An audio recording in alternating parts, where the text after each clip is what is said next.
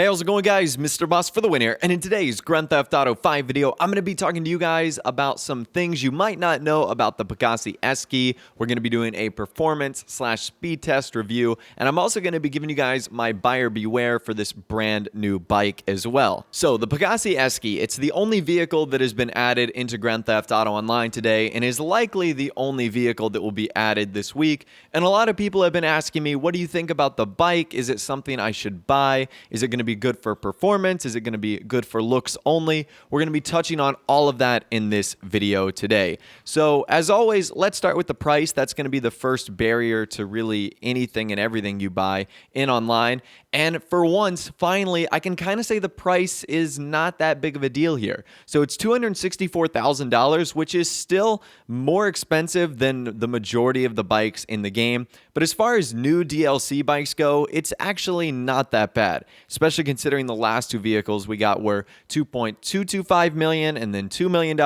This is quite refreshing to only see really $250,000 here as far as what you are going to need to buy to unlock the bike. You can also see some of the stats as well. We'll touch on that a little bit more. Top speed, just under 4 bars. Acceleration, about 3 3/4. Braking is at 2. And then traction is just over 3 full bars. So it's available on the Southern San Andreas Super Auto site. You can grab it now. It's going to be the top vehicle that is there. So the price, not too bad, and I actually enjoy that. But there is a lot of customization here, which is good for some things, bad for other things. It means that you could be spending a ton of money here, and you could actually bring the price closer to $400,000, maybe $450,000 when all is said and done. So now let's move on to customization, because that is a big part of this vehicle, and I am very happy to say that the customization on the Pegasi Esky is absolutely incredible. This is probably the bread and butter of this bike, the fact that you can do so much to it. Now, when you originally take it into the LSC, you're only going to see 16 different categories, but under the bodyworks category, you're going to find that there is quite a lot you can actually end up doing here. There's like 5 or 6 different categories within bodyworks, so there is an absolute ton you can do here, which is super cool, including modifying the mudguard, the headlights, the seats, the rear mud guards, and even the fuel tank. Now, one thing I do need to mention, and kind of a secret feature that will actually give this bike more traction, is something you can do in the headlights category. So on the headlights category, there's only 2 options. You have stock and remove the fairing. And if you choose remove fairing, you'll notice that if you look at the traction bar, you're going to see a blue indicator there, which means traction will actually be increased. So I don't know why Rockstar have applied that property to this customization option. What it does is it essentially gives this bike spoiler-like customization in terms of when you add a spoiler, it will increase the traction. Except for this, it's removing some bit of fairing around the headlight. So once again, I'm not really sure how that increases the traction here, but if you want this bike to perform better, this is something you're going to want to do. It also kind of adds more of a minimalistic look to the bike. So if that's what you're going for, you might as well do it, and it'll give you that nice traction bonus as well. So that's kind of a secret feature of this bike that Rockstar didn't mention and certainly didn't point out. And I'm assuming if you guys want to get the best performance out of this bike, this is something you'll want to do as well. So you can see some of the customization I'm doing right here, including changing the fuel tanks, obviously upgrading the seat, modifying the mud guards. There is an absolute ton you can do here. There's a bunch of exhaust options as well, which is super cool. It also has 13 different livery options, which is pretty unique. Now, there's only about 4 or 5 patterns, but you do get a couple nice color designs for each one, and you can really make some cool combinations here. I think I'm going to be doing a live stream a little bit later on in the day, and we're going to be playing around with the Esky. We're going to be having lots of fun with it, so be sure to stick around on my channel a little bit later in the day. Like I said, I'm pretty sure that's going to be happening sometime soon. But yeah, you can do a lot with this bike in terms of customizing it, in terms of getting it to look the way you want.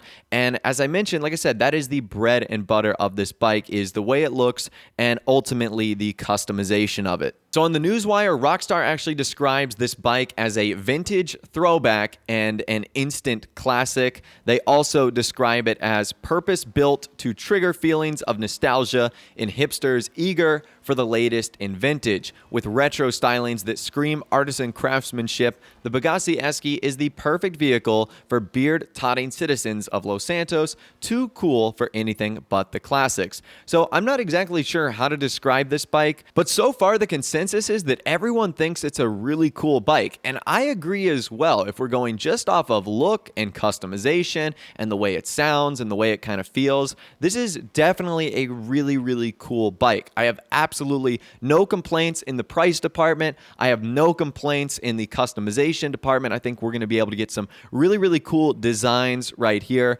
But obviously, now let's move on to the performance of this bike. That's going to be one of the biggest things here.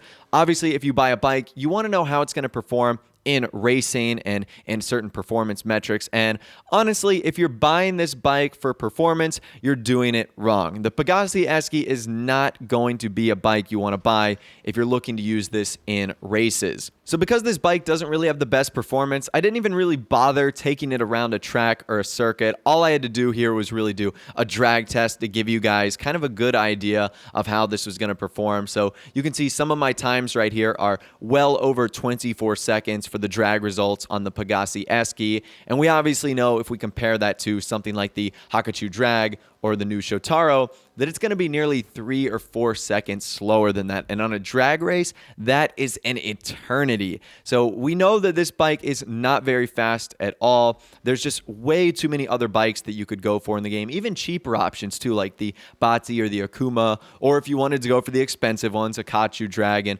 Shotaro, that are just going to be way faster than this new bike, the Pegassi Esky. But it should have been pretty clear from all the leaks we've seen and all the testing and customization I've done in other videos that this bike was not about the performance, and that should have been clear from the start. But that is something you guys need to go into this video knowing, or before you purchase it, that this bike is just not for performance. It's going to be more for looks and certainly more for its customization and unique appeal and style. So I know that this bike isn't like off-road, or it isn't a dirt bike or any way like that, but it is kind of a shame that it is all lump-summed into one motorcycle group, because this bike, like I said, it does not compete with the top-tier bikes, but I feel like it would compete maybe if it only had to go up against like the Sanchez and the new Manchez bike that was added in Grand Theft Auto Online Bikers, because it does kind of feel like it has a similar feel with both the Sanchez and the Manchez. So like I said, I really wish there was a way Rockstar would kind of break the bikes down into a little bit more specific categories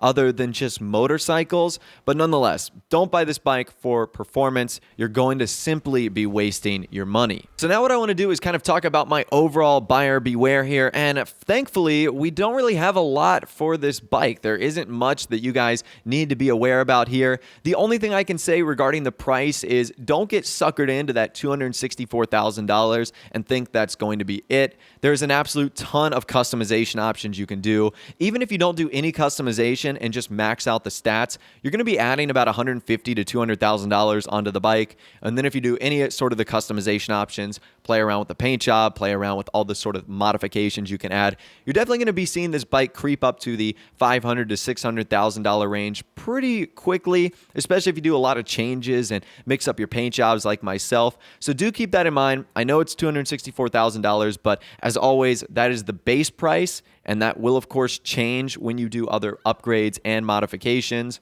And really the only other big thing I can say here, and something you guys have been hearing me talk about for the last couple minutes now, is the fact that this is not built for performance. So I know it's kind of got that sports bike edge to it, got a little bit of a classic feel here, but it is not meant for performance at all. And if you're going to use this in races, just know that there's like going to be a handful of bikes, maybe 10 to 15 bikes, I'm not really too sure, that are going to be so much better for racing, for performance. I noticed that it actually had pretty good braking. It just didn't really get up that fast in terms of top speed and acceleration, and sometimes it would struggle going around the corners. Just from like the brief 20 to 30 minutes that I've used this in some free mode sessions, that's kind of what I've noticed. But overall, I really like the Pegassi Esky. I think it's super cool. I think it's super unique. It's kind of got this modern, vintage, classic flair to it that I think is really exciting, and it's our last last bike of the unreleased vehicles. We know that the Yuga Classic is coming up next, and it's going to be pretty cheap too. So you don't have to worry about anything else coming after this, at least that we know of, that's going to be ultra expensive. So my recommendation, buy the Esky. It's awesome. It has a ton of cool customization, and it's going to be really fun because, as I mentioned earlier, we're going to be doing some super fun live streams with it a little bit later on in the day as well. So anyways, that's all the information that I have for you guys in this video today. Hopefully you did enjoy, and hopefully you got a better idea about whether or not you want to buy or skip the new Pegassi Esky bike. If you did go on to enjoy this video, though, a like rating would of course be awesome. And also subscribe to my YouTube channel if you are new or you like daily GTA 5 videos like this. Without the way, guys, like I said, thanks so much for watching. Take care, and I'll see you guys in the next video.